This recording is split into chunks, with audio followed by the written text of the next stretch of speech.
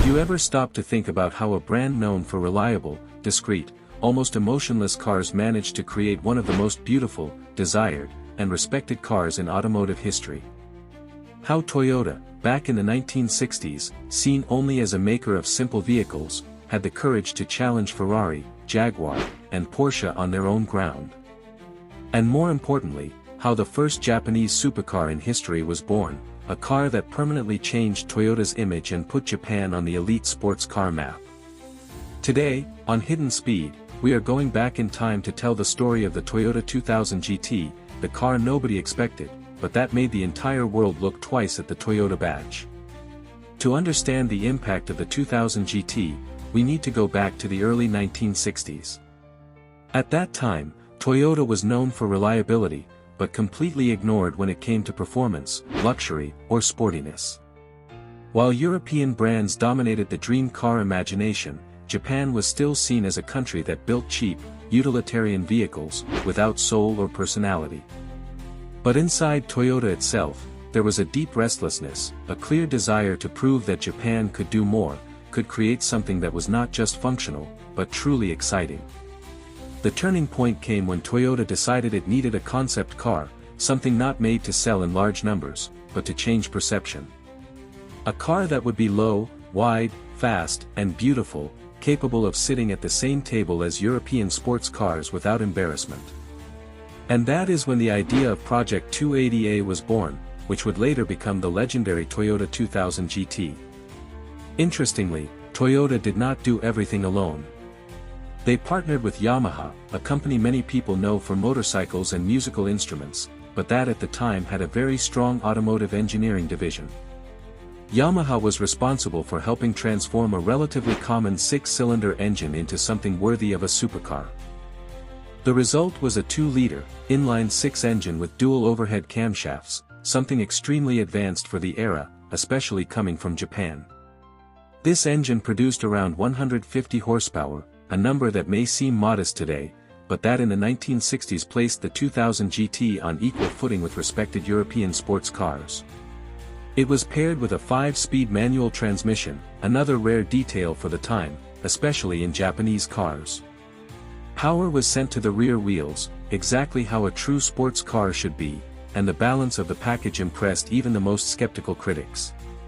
But if the engineering already stood out, the design was simply unbelievable for its time. The Toyota 2000 GT had long, elegant, yet aggressive lines. A long hood, short rear, pop-up headlights, and a silhouette that could easily be mistaken for a Jaguar E-Type. Not by coincidence, to this day it is considered one of the most beautiful Japanese cars ever made, not only by fans, but by designers and historians around the world. The interior also shattered expectations. No cheap or basic materials.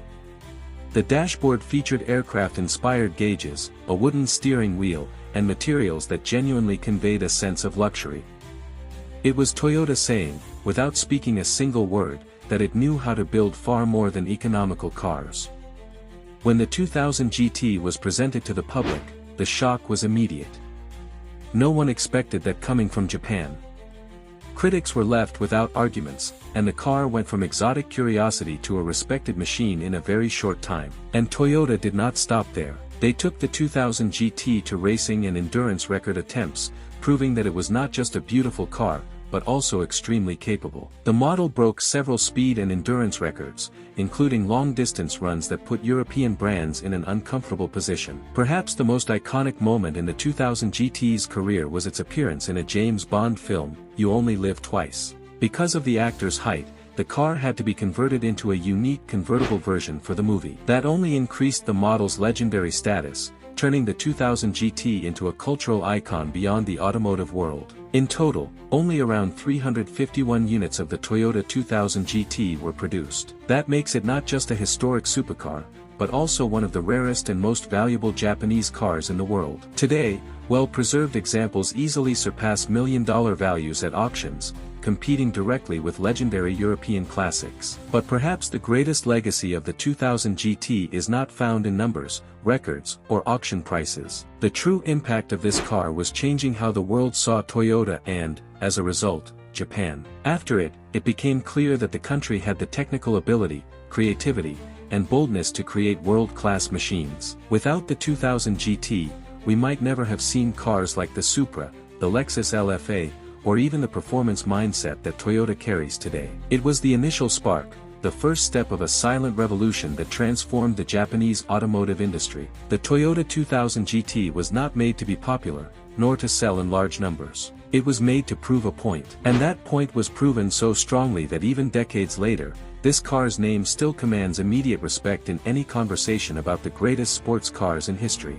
And if you enjoy this type of content about history, technology, and curiosities of the automotive world, make sure to follow Hidden Speed so you do not miss the next videos. Here, the passion for cars goes far beyond the steering wheel.